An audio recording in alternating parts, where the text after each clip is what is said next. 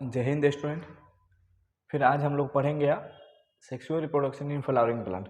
इससे पहले हम लोग पढ़ लिए थे रिप्रोडक्शन ऑर्गेनिज्म, मतलब रिप्रोडक्शन ऑर्गेनिज्म में 3 लेक्चर हुआ था, उसमें पूरा कंप्लीट हो गया था। उसका वन शॉट भी वीडियो आप लोग को अवेलेबल हो जाएगा, ठीक है, रिकॉर्डेड वीडियो। अब यहाँ पे देखिए, अभी हम लोग सेकेंड चैप्टर लेके आए हैं क्योंकि हम लोग के पास टाइम कम है। बोर्ड एग्जाम होने वाला है, फरवरी में एग्जाम होगा और फरवरी के हिसाब से ही हम लोग इसको लेके पढ़ रहे हैं। और टारगेट हम लोग का क्या है कि टारगेट हम लोग का है कि कितना दिन में इसको खत्म करना है, तो लगभग 15 डेज। इसी 50 डेज के अंदर इसको क्या करना है, खत्म करना है। इसलिए आज हम सेकेंड चैप्टर लेके आए हैं। उम्मीद करते हैं कि आप लोग जो फर्स्ट चैप्टर है वो क्या हो गया, पूरा कंप्लीट कर लीजिए। कंप्लीट होने के बाद सेकेंड चैप्टर स्टार्ट करेंगे और जो क्वेश्चन बैंक होता है तो क्वेश्चन बैंक का भी सेशन हम लेके आएंगे, ठीक है। आप लोगों को परेशान नहीं होना है। अब क्या करना है कि सिर्फ इसको पढ़ते रहना है, रिवीजन करना जरूरी है क्योंकि टाइम बहुत कम है। और अभी का पढ़ा हुआ ना बहुत काम आता है। आप मान लीजिए पहले पढ़े तो भूल गए होइएगा, फिर रिवीजन कर, लेकिन अभी का जो पढ़ेगा वो रिवीजन नहीं करना पड़ेगा। एग्जाम है 1 मंथ बाद, 2 मंथ बाद एग्जाम है आपको। 1 फरवरी से एग्जाम होना शुरू हो जाएगा, 15 फरवरी से एग्जाम होना शुरू होगा।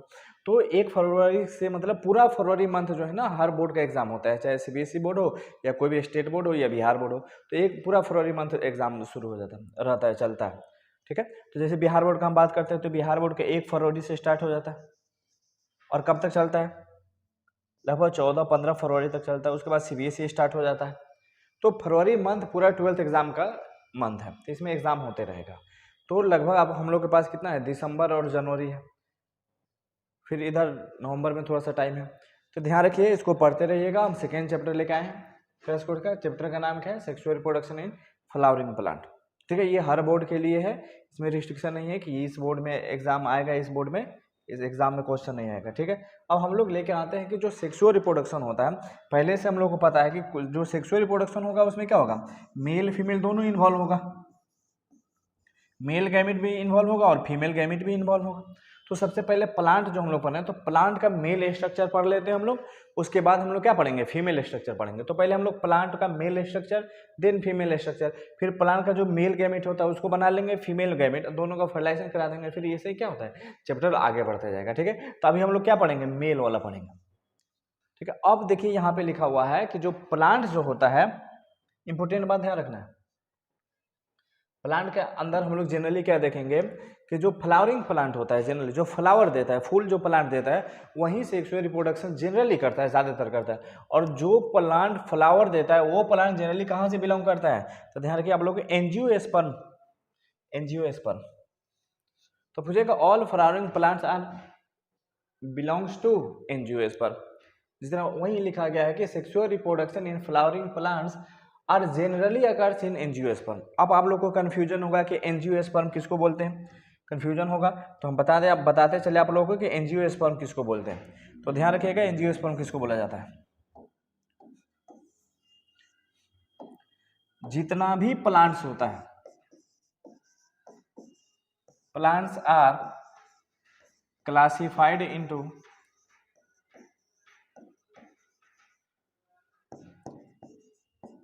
Into 5 classes.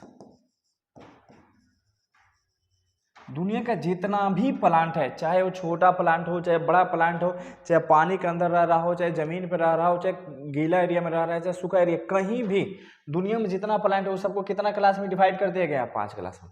वो 5 क्लास कौन है, तो यहाँ पे ध्यान दीजिए। वो 5 क्लास का बात करेंगे तो पहला कौन है, ठीक है। तो 5 क्लास का अगर हम लोग बात करते हैं तो देखते हैं पहला कौन है।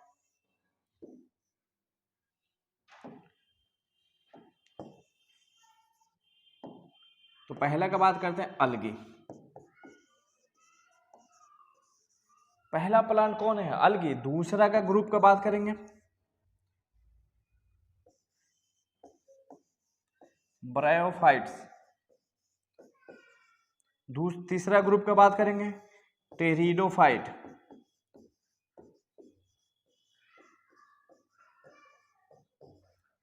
चौथा का बात करेंगे जिम्नोस्पर्म।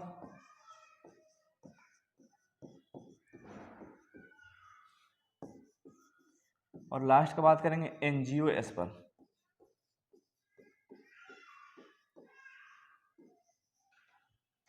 याद आया। तो यही जो एंजियोस्पर्म जो प्लांट का क्लास होता है, जो ये वाला जो ग्रुप होता है यही सेक्सुअल रिप्रोडक्शन करता है, और यही प्लांट क्या करता है, फ्लावर देता है, फ्लावरिंग प्लांट होता है, फ्लावरिंग प्लांट।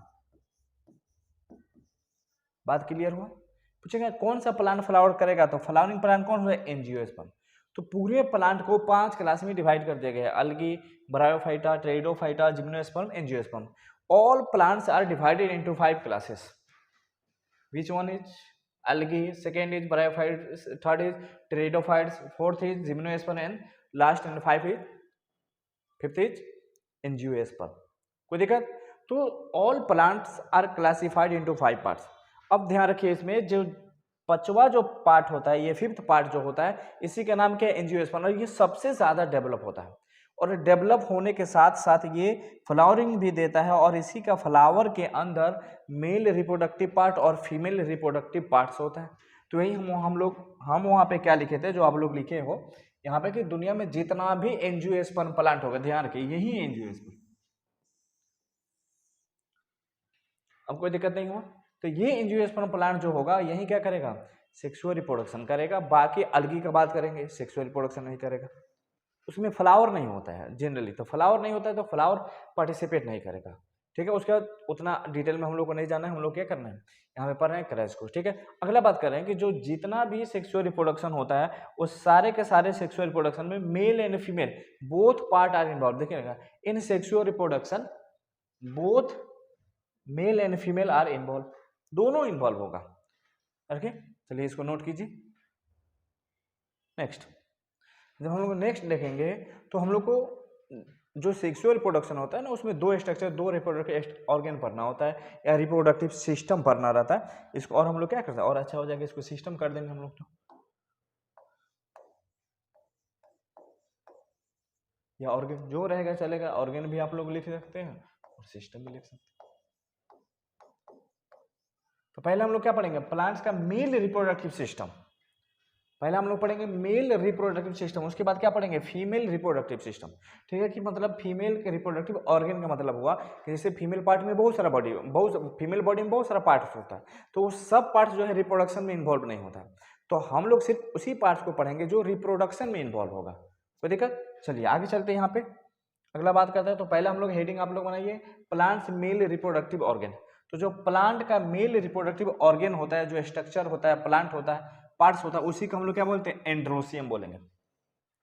ठीक है, प्लांट के रिप्रोडक्टिव स्ट्रक्चर का नाम क्या है, एंड्रोसियम। देखिए, it is the male reproductive structure. एक दूसरा स्ट्रक्चर इसमें पार्टिसिपेट करता है जिसका नाम है स्टैमेन। जो स्टैमेन जो होता है उसमें कितना पार्ट होता है, 2 पार्ट होता है मेनली, जो स्टैमेन होता है। दूसरा जो पार्ट, ये जो एंड्रोसियम हो गया, पूरा को मिला के, पूरा स्ट्रक्चर को मिला के एंड्रोसियम बोलेंगे। इस एंड्रोसियम में बहुत सारा सेल इन्वॉल्व होगा। तो पहला जो सेल होता है उसका नाम क्या है, स्टेमेन। स्टेमेन के अंदर कितना पार्ट्स होता है, 2 पार्ट, और 2 पार्ट देखिए हम लोग डिटेल में क्या पढ़, एक को हम लोग बोलते हैं फिलामेंट्स और दूसरे को बोलते हैं एंथर। जो फिलामेंट्स होता है वो देखने में उसका स्ट्रक्चर कैसा होता है, लॉन्ग होगा, सिलेंडर टाइप का होगा, स्टॉक होगा, इसी को हम लोग क्या बोलेंगे, फिलामेंट्स बोलेंगे। और फिलामेंट के ऊपर जैसे मान लीजिए टाइप का, तो इसको हम लोग बोलेंगे फिलामेंट। इसके ऊपर में जो प्रेजेंट रहेगा इसको हम लोग बोलते हैं दूसरे स्ट्रक्चर को एंथर। एंथर, ठीक है। अब हमको मेनली जो हमारे सिलेबस में है और जिसको हमको याद रखने का जरूरत है वो चीज क्या है, एंथर है। यहां से हम लोग डिटेल पढ़ेंगे। तो जो एंथर होता है ये it is located terminal of the filament. Filament के ऊपर वाला पार्ट में टर्मिनल एंड पे प्रेजेंट रहेगा। दूसरा पार्ट में it is generally by lobe. इसमें कितना खंड होता है, 2 खंड होता है। बाई लोब, लोब मतलब होता है खंड, इसमें 2 खंड होता है। अगला बात करें कि anther is primary sex organ in male. ये मेल के अंदर प्राइमरी सेक्स का ऑर्गन का काम करेगा। जैसे देखिए हम बता रहे हैं आपको, इससे जो रिप्रोडक्टिव ऑर्गन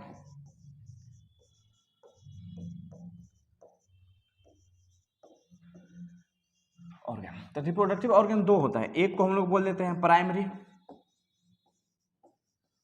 रिप्रोडक्टिव ऑर्गन, दूसरे को हम लोग बोल देते हैं सेकेंडरी रिप्रोडक्टिव ऑर्गन।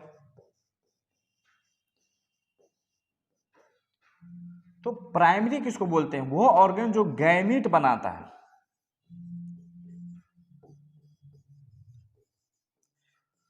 जो क्या कहता है, गैमीट प्रोडक्शन करता है। ये क्या करेगा, गैमीट नहीं बनाएगा, गैमेट प्रोडक्शन नहीं करेंगे, लेकिन रिप्रोडक्शन में कहीं से ना कहीं से पार्टिसिपेट कर रहा है। गैमेट डायरेक्ट नहीं बना रहा है, लेकिन रिप्रोडक्शन में कहीं से ना कहीं से पार्टिसिपेट कर रहा है, इसको सेकेंडरी ऑर्गन बोलेंगे। और जो डायरेक्ट गैमेट बना रहा है उसको हम लोग क्या बोलेंगे, प्राइमरी ऑर्गन। तो जो एंथर जो है तो रिप्रोडक्टिव ऑर्गन दो टाइप हो गए, एक प्राइमरी एक सेकेंडरी। तो प्राइमरी किसको बोलेंगे, जो गैमेट बनाएगा। तो जो एंथर हम बताए थे, एंथर के बारे में भी लिखा गया कि जो एंथर होता है वो प्राइमरी ऑर्गन होता है। प्राइमरी ऑर्गन क्यों होता है, क्योंकि ये क्या करता है, डायरेक्ट गैमेट बनाता है।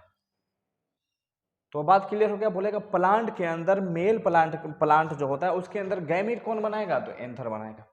बात याद हुआ।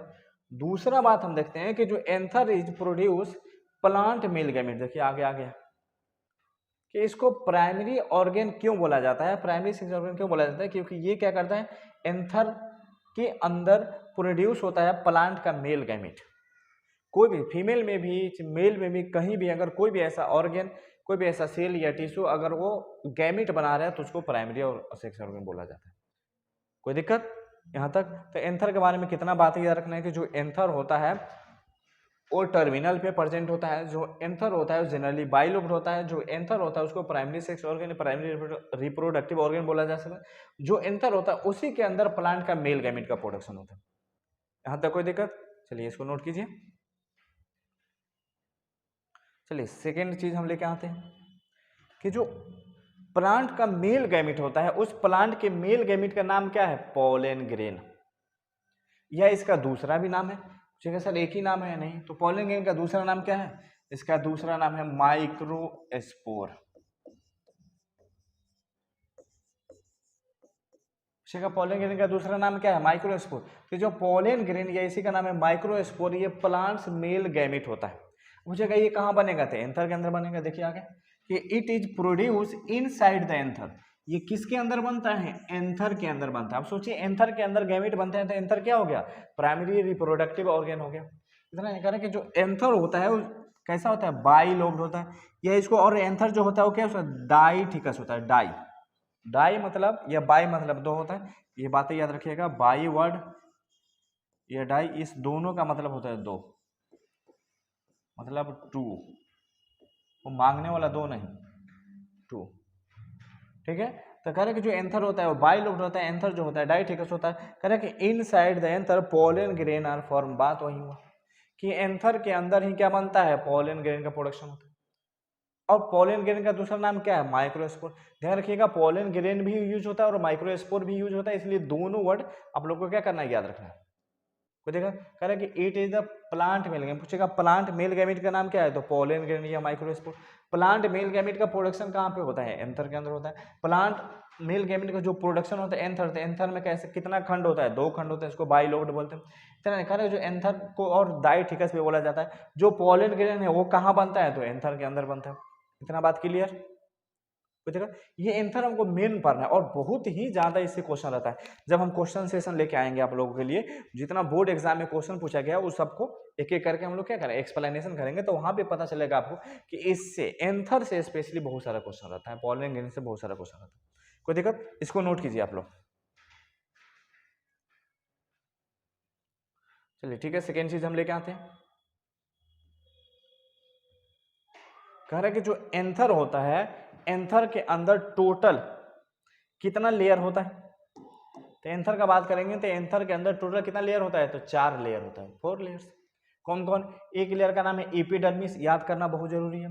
दूसरा एंडोथेसियम, तीसरा मिडिल लेयर और चौथा क्या होता है, टेपेटम।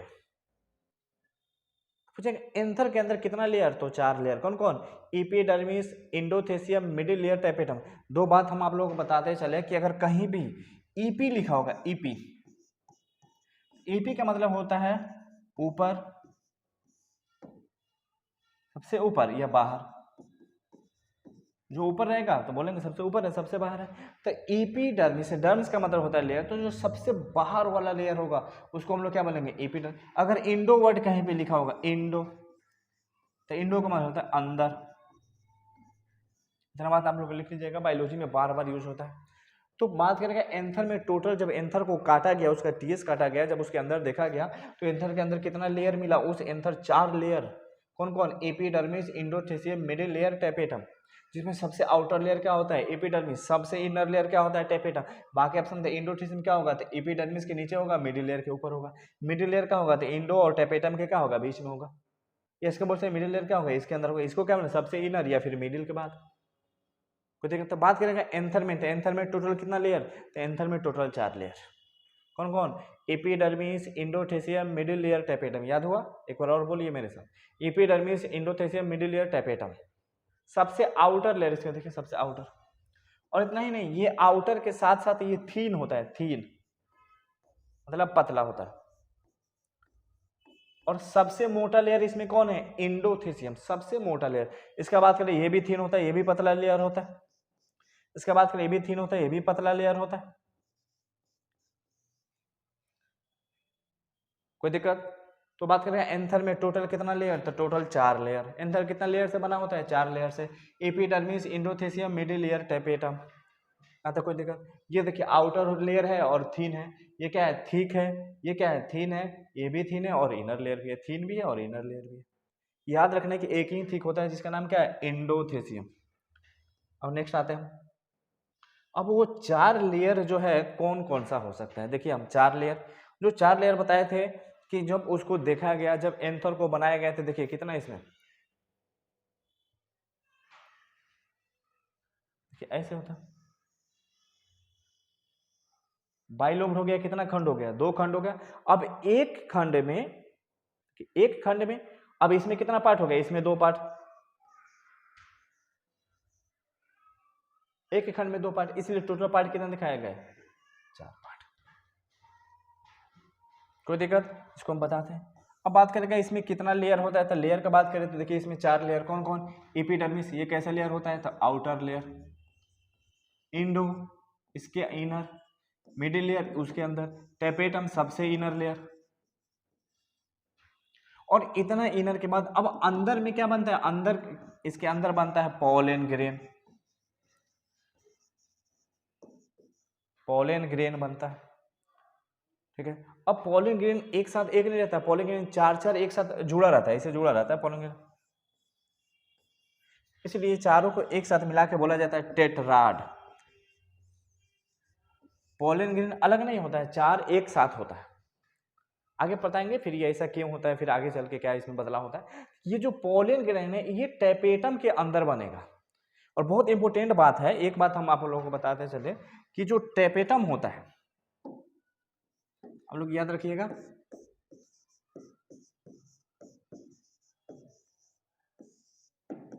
ये टेपेटम जो होता है ये न्यूट्रिशियस लेयर होता है।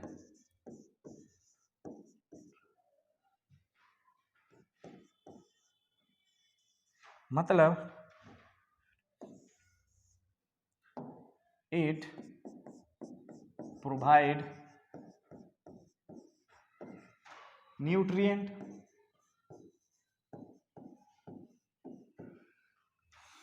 To developing pollen grain. मतलब क्या समझे आप लोग, यहां पे ध्यान दीजिए।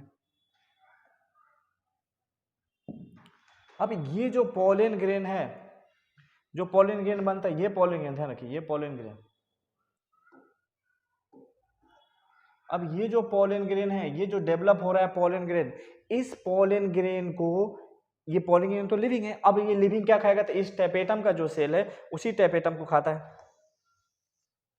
बात करें पोलन ग्रेन क्या खाएगा, तो ये जो टेपेटम है इसी टेपेटम को खाता है, पूरे के पूरे टेपेटम को खा जाता है। तो पोलन ग्रेन ये जो अंदर में जो बन रहा है पोलन ग्रेन, उसको कौन, वो पोलन ग्रेन क्या चीज को खाता है, तो टेपेटम को खाता है। इसलिए टेपेटम को न्यूट्रिशियस लेयर बोला जाता है, मतलब वो न्यूट्रिशन प्रोवाइड करता है, फूड प्रोवाइड करता है। समझ में आया आप लोग। तो बात करें, देखिए एंथर ये होता है, ये डायग्राम पूछा जाता है, इसमें 4 लेयर बना देना, देखिए 4, यहाँ पे पता चलेगा। पहला लेयर आउटर लेयर, इसको हम लोग क्या बोलेंगे, एपिडर्मिस बोलेंगे।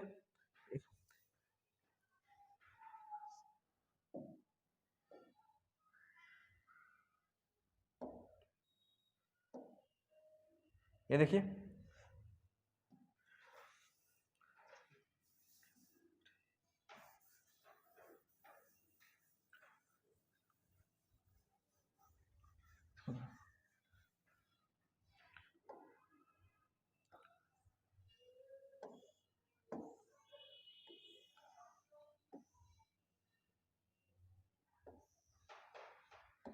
तो इसको बड़ा कर देते हैं। इसका जो सबसे बाहर वाला लेयर होता है, सबसे आउटर लेयर होता है, उसको हम लोग क्या बोलते हैं? एपिडर्मिस बोलते हैं। तो देखो उसके अंदर वाला जो लेयर होता है उसको हम लोग एंडोथेलियम, मतलब यहाँ पे दिखाई ये वाला जो लेयर है, ये सब ये वाला देखिए, ये वाला लेयर जो सबसे बाहर वाला लेयर था उसको हम लोग बोलते हैं एपिडर्मिस। ये देखिए एपिडर्मिस। अंदर वाला जो लेयर है उसको हम लोग क्या बोलते हैं? एंडोथेलियम। उसके अंदर ये वाला सब लेयर है उसको हम लोग क्या बोलते हैं? Middle layer. इसके अंदर में जो ये सब लेयर है उसको हम लोग क्या बोलते हैं? टैपेटम। और इसके अंदर में यहाँ पे पोलन ग्रेन बनता है। पोलन ग्रेन कहाँ बनेगा? तो यहाँ इसके अंदर बनेगा, ये बनेगा, ये है पोलन ग्रेन, ये पोलन ग्रेन। अब ये पोलन ग्रेन जब डेवलप होता है तो ये पोलन ग्रेन को क्या चाहिए? न्यूट्रिशन चाहिए। तो ये किसको न्यूट्रिशन बनाता है? तो ये टैपेटम को न्यूट्रिशन बनाता है, याद रखिएगा। जो टैपेटम लेयर है उसी टैपेटम को ये क्या करता है? अपना न्यूट्रिशन बना लेता है। ये इसका देखिएगा, इसका डायग्राम इसका पूछा जाता है, और बिहार बोर्ड में या सीबीएसई बोर्ड में, सब बोर्ड में इसका डायग्राम पूछा जाता है। तो देखा, ये ध्यान रखिएगा, ये एग्जाम में पूछा जाता है, बिहार बोर्ड में तो बहुत ज्यादा पूछा जाता है। ठीक है, तो ये डायग्राम पूछा जाएगा और इसमें पूछा जाएगा कितना लेयर होता है। तो अब याद रख लीजिए कि एंथर के अंदर कितना लेयर होता है? 4 लेयर होता है। 4 कौन कौन सा लेयर हुआ?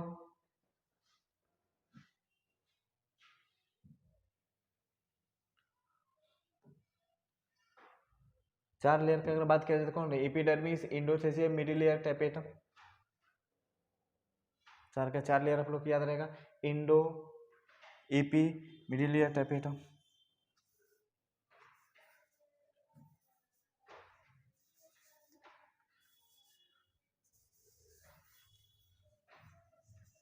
चार लेयर पूछेगा आप लोगों से, कौन कौन सा 4 लेयर है? तो याद रखिए 4 layer, epidermis, endothelium,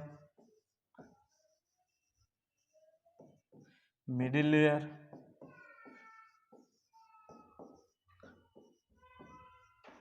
tapetum. 4 layer याद हुआ। हाँ, एक और डायग्राम है, अगर उसका हम लोग बात करते हैं,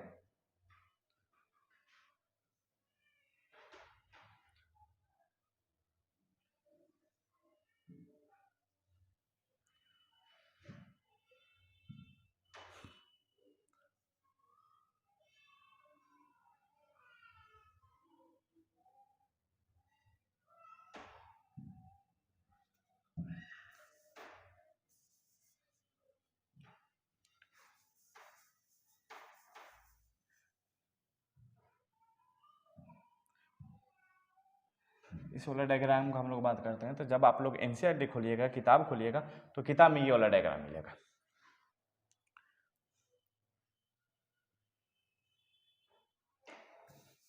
जब भी आप लोग डायग्राम खोलिएगा एनसीईआरटी, जब भी किताब खोलिएगा, तो यही वाला डायग्राम आपको एनसीईआरटी किताब के अंदर मिलेगा।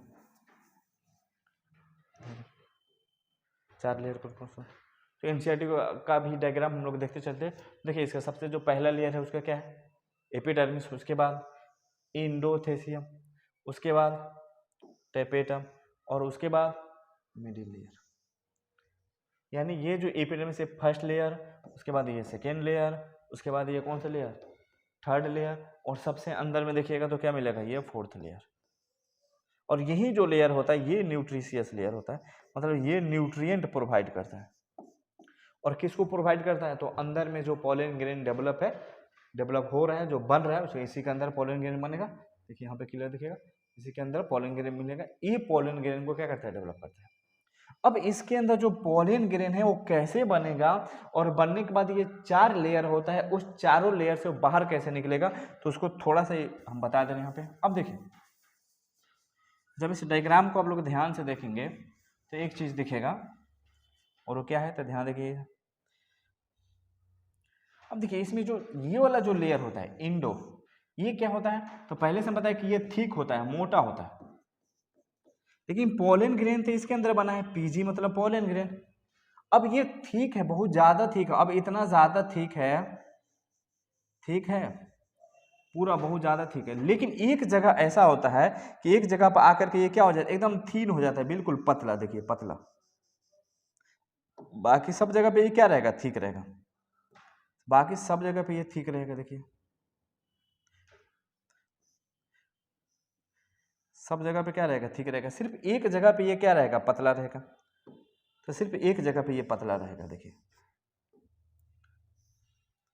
तो अब जहां पे पतला रहता है इंडोथेसियम, बाकी ये खुद ऑलरेडी पहले से पतला है, ये खुद ऑलरेडी पहले से पतला है, ये खुद ऑलरेडी पहले से पतला है।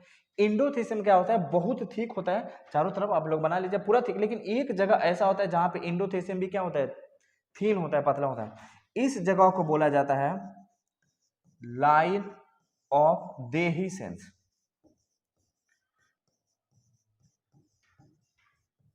इसको क्या बोला जाता है, लाइन ऑफ देहिसेंस। होता क्या है कि जब पॉलिन ग्रेन यहाँ पे बन जाता है तो ये थीन है, इस लेयर को ब्रेक कर देता है, इसको भी ब्रेक कर देता है, इसको भी ब्रेक। ये जो है इंडोथेसियम, ये सब जगह से ब्रेक नहीं होगा, सिर्फ एक जगह है जिसको लाइन ऑफ देहिसेंस बोलते हैं, यही ब्रेक होगा, क्योंकि यहाँ इसका लेयर क्या होता है, थीन होता है। और पोलन ग्रेन यहीं से बाहर निकलता है। चार लेयर से कैसे बाहर निकलेगा, अगर सब मजबूत रहे तो ये मजबूत होता है, लेकिन एक जगह पे ये भी क्या होता है, कमजोर होता है। तो पूछेगा सबसे मोटा लेयर कौन है, तो सबसे मोटा लेयर का नाम क्या रखना है, इंडोथेसियम। पूरा थिक होता है, लेकिन एक जगह पे थीन होता है, उस जगह को क्या बोला जाता है, लाइन ऑफ देहिसेंस। और लाइन ऑफ देहिसेंस से ही क्या होता है, पोलन ग्रेन बाहर निकालते हैं, यानी थीन होता है, तो इसको ब्रेक कर दिया, थीन होने पतला होने की वजह से ये भी ब्रेक हो जाता है, पतला होने की वजह से ये भी हो जाता है, तो ये भी क्या हो जाएगा, थीन। इसको लाइन ऑफ देहिसेंस बोलते हैं। जब यहाँ पे थीन रहेगा तो वीक हो जाएगा, कमजोर हो जाएगा, और कमजोर होगा तो ये पोलन ग्रेन यहीं से क्या हो जाता है, बाहर निकलता है। तो पूछेगा इस एंथर से जब पोलन ग्रेन मेच्योर हो जाता है तो बाहर निकलेगा, किस जगह से निकलेगा, सिर्फ उसी जगह से निकलेगा जहाँ पे लाइन ऑफ देहिसेंस होगा। लाइन ऑफ देहिसेंस किसका लेयर है, इंडोथेसियम का लेयर है, जहां पे इंडोथेसियम का लेयर क्या है, थीन हो जाता है, पतला हो जाता है। यहां तक कोई दिक्कत, ठीक है, यहां तक कोई दिक्कत नहीं। अगले क्लास में हम लोग पढ़ेंगे कि जो पोलन ग्रेन है, वो पोलन ग्रेन का फॉर्मेशन इसके अंदर कैसे होता है, बहुत इंपॉर्टेंट है। उसको हम लोग बोलते हैं गैमेटोजेनेसिस। Gametogenesis, genesis. तो अगले क्लास आप लोग मिस नहीं कीजिएगा। देखिए गैमेटोजेनेसिस, गैमेट मतलब गैमेट, जेनेसिस का मतलब होता है फॉर्मेशन, ठीक है। जेनेसिस मतलब फॉर्मेशन। जैसे देखिए कोई भी चीज बनने के लिए, बनना, इसके लिए बहुत सारा वर्ड यूज होता है। जैसे देखिए कौन कौन सा वर्ड यूज होता है, एक वर्ड देखिएगा आप यूज होगा सिंथेसिस, प्रोडक्शन, जेनेसिस और फॉर्मेशन, मेड, मेक, ये इतना सारा वर्ड यूज होता है। तो जेनेसिस का मतलब होता है फॉर्मेशन, कोई भी चीज बनना। कैसे बनेगा, तो क्या बनेगा, गैमेटोजेनेसिस मतलब गैमेट का बनना। अब हमको गैमेट, कौन सा गैमेट बनाना है, मेल गैमेट। मेल गैमेट का नाम क्या था, या तो उसको नाम रख दो माइक्रोस्पोर। अब इसका जेनेसिस करना है तो क्या नाम आएगा इसका जेनेसिस करने के लिए, तो माइक्रो एस्पोरो जेनेसिस। अगला क्लास में हम लोग क्या पढ़ेंगे कि माइक्रो एस्पोरोजेनेसिस, यानी माइक्रो एस्पोरोजेनेसिस के अंदर ये जो एंथर है, इस एंथर के अंदर यहाँ पे कैसे बनता है, ये जो एंथर है इसके अंदर कैसे, ये एंथर है इसके अंदर कैसे बनता है माइक्रो एस्पोरो, यानी पोलन ग्रेन कैसे बनता है, और बनने के बाद इस बाहर कैसे निकलता है। और पोलन ग्रेन और क्या क्या, पोलन ग्रेन जो है फर्टिलाइजेशन, यानी प्लांट का जनसंख्या को तो बढ़ाता है, इसके साथ साथ और भी वो जैसे पोलन ग्रेन है वो एलर्जी भी कर सकता है। अगर किसी के अंदर चला गया तो एलर्जी भी कर सकता है। वो हमारे एटमॉस्फेयर में उड़ते रहता है, जैसे पाउडर धूलकण होता है ना, वैसे उड़ते रहता है। इधर पोलन ग्रेन का यूज जो है एनर्जी में भी किया जाता है, उसके पास बहुत एनर्जी होता है। बहुत सारे ऐसे लोग जो स्पेस में जाते हैं, जैसे चांद उंद पे जाते हैं तो रिसर्च में वो पोलन ग्रेन का टेबलेट मार्केट में बिकता है एनर्जी के लिए, तो वो लेके जाते हैं। ठीक है, तो ये सारा चीज अगले क्लास में हम लोग क्या करेंगे, पढ़ेंगे। ठीक है, आज का क्लास यहीं तक हम खत्म करते हैं, और अगले क्लास में हम लोग क्या पढ़ेंगे, तो आप लोगों को ध्यान रखना है माइक्रो स्पोरोजेनेसिस या पोलन ग्रेन का फॉर्मेशन कैसे होता है। कोई दिक्कत, ये हेडिंग बना लीजिए। यहाँ तक कोई भी दिक्कत हो कोई भी, तो आप लोग कमेंट सेक्शन में क्या कर सकते हैं, कमेंट कर सकते हैं। जय हिंद।